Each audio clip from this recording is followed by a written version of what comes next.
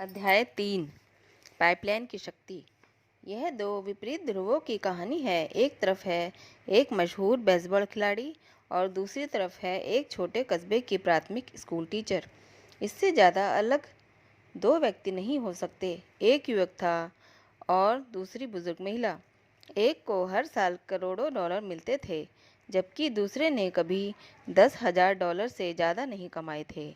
एक लोकप्रियता की चमक दमक में शान शौकत से जीता था, जबकि महिला मैनचेस्टर के एक छोटे कस्बे में ज़िंदगी गुजार रही थी। लेकिन ये अंतर छोटे हैं, इससे बड़े अंतर तो उनके चुने हुए व्यक्तिगत और वित्तीय विकल्पों में थे। देखिए, आप जिनके बारे में पढ़ने जा रहे हैं उनमें से एक पाइपलाइनें बनाकर मल्टीमिलियनर रिटायर हुआ, दूसरा बाल्टी ढोने वाला बना रहा और यह लिखते समय वह दिवालियेपन की कगार पर झूल रहा है। ये कहानियाँ दो बहुत अलग अलग लोगों के बारे में है, लेकिन यह ज़्यादा महत्वपूर्ण नहीं है। ज़्यादा महत्वपूर्ण तो उनके चुने हुए विकल्प है। ज़्यादा महत्वपूर्ण तो वे सबक हैं जो आप इन चुनावों से सीख सकते हैं। इन दोनों कहानियों को जानने के बाद यह एक स्पष्ट हो जाता है कि पाइपलाइनें बनाना सच्ची सुरक्षा और सच्ची वित्तीय स्वतंत्रता हासिल करने का एकमात्र तरीका क्यों है। बेसबॉल खिलाड़ी की महागाथा। आइए मशहूर बेसबॉल खिलाड़ी की कहानी से शुरुआत करते हैं। लंबे समय तक इस प्रतिभाशाली खिलाड़ी ने कुछ बुरे विकल्प चुने, व्यक्तिगत भी और वित्तीय भी। उसके व्यक्तिगत चुनावों का परिणाम स्पष्ट था: टूटा हुआ वैवाहिक संबंध, शराबखोरी की लत और नशे की लत।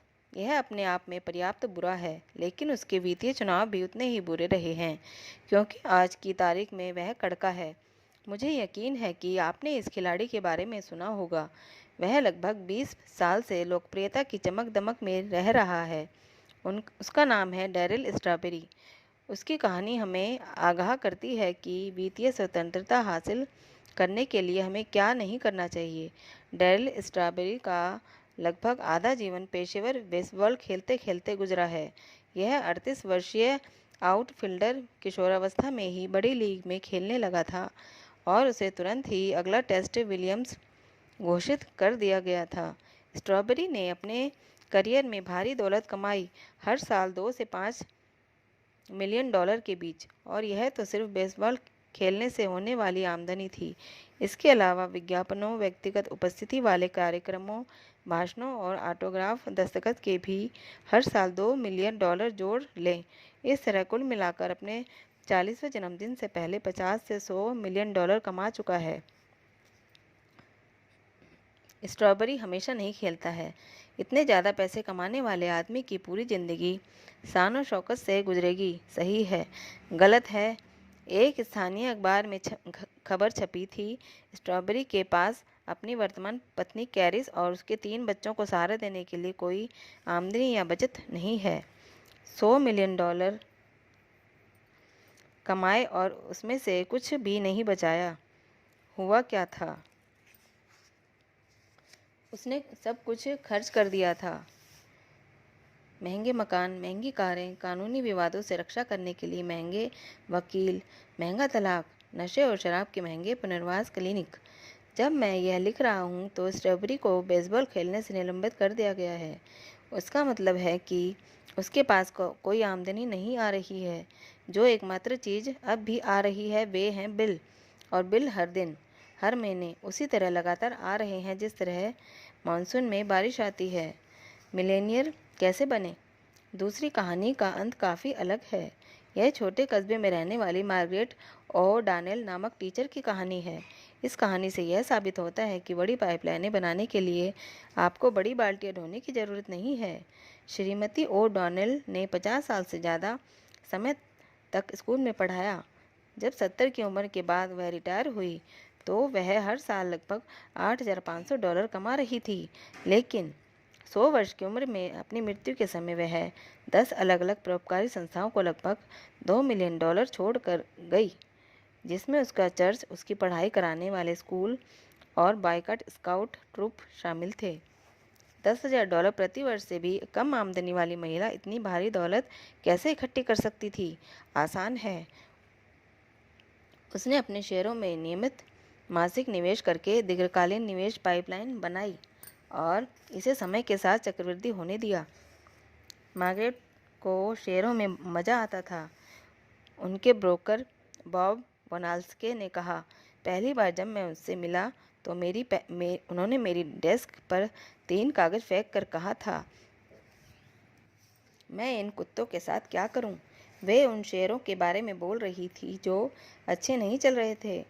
अगले 20 साल तक मार्गरेट का पोर्टफोलियो फलता फूलता रहा। इसमें ब्लू चिप शेयरों, करमुक्त ब्रांड और यूटिलिटी स्टॉक्स का संग्रह शामिल था, जो मृत्यु तक उनके पास रहा।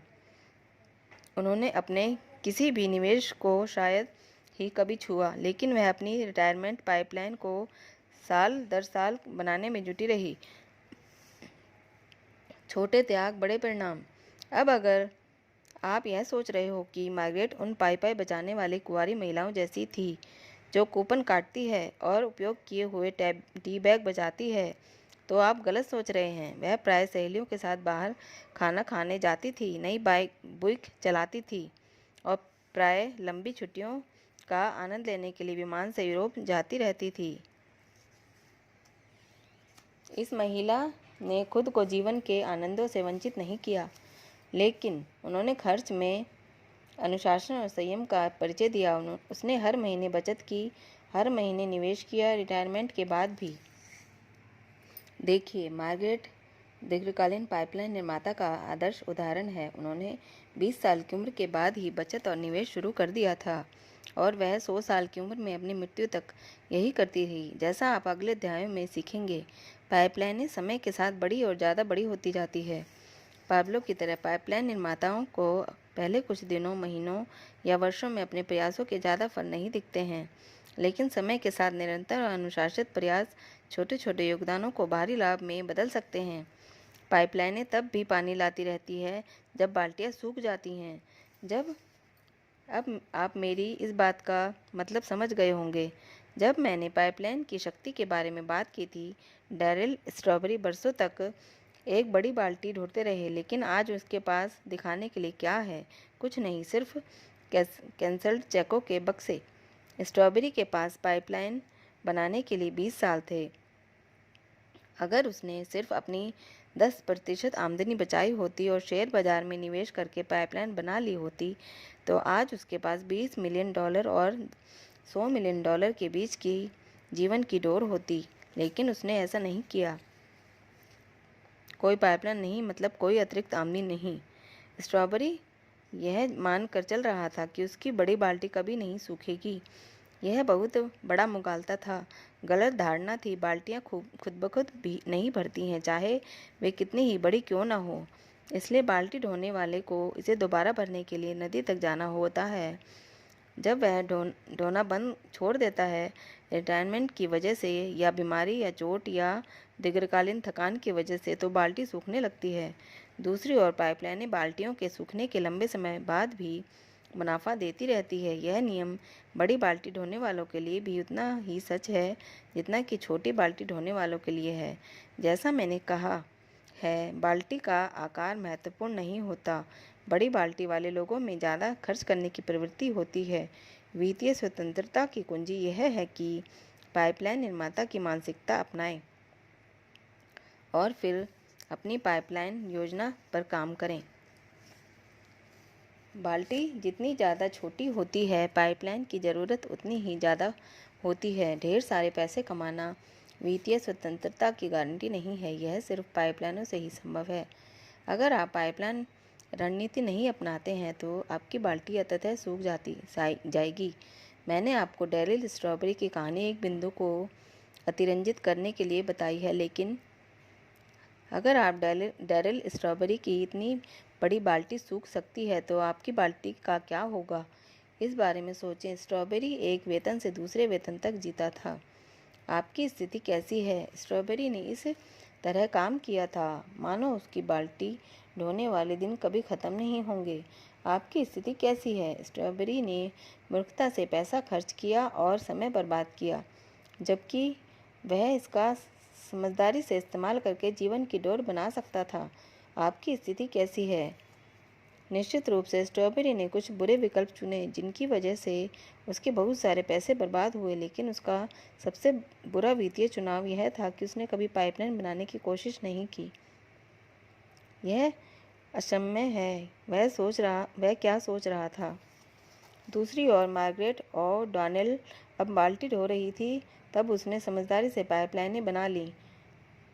जब उसकी बाल्टी ढोने वाले दिन ख़त्म हुए तब भी उसकी पाइपलाइनें काम करती रहीं और पैसा बहकर उसके पास आता रहा। अब चुनने की आपकी बारी है। अब मैं आपसे पूछता हूँ, आप किसके जैसे आर्थिक स्थिति चाहेंगे, डेरिल स्ट्रॉबेरी की या मार्गरेट और डॉनेल की? अगर आप मार्गरेट और डॉनेल हैं तो आपको तुरंत ही अपनी पाइपलाइनें बनाना शुरू करने की ज़रूरत है। पाइपलाइनें जीवन की डोर इसलिए है क्योंकि वे लगातार खुद ब खुद काम करती रहती हैं। उन्हें समय समय पर देखभाल की ज़रूरत हो सकती है और मरम्मत की, शायद दोबारा बनाने की भी, लेकिन पाइपलाइनें साल दर साल आपको मुनाफा देती रहती हैं। डेरिल स्ट्रॉबेरी और मार्गरेट और डॉनेल के पास एक विकल्प था। डेरिल स्ट्रॉबेरी ने बाल्टियों को चुना, मार्गरेट और डॉनेल ने पाइपलाइनों को चुना। उन्होंने अपने विकल्प चुन लिए। अब आपके विकल्प की बारी है।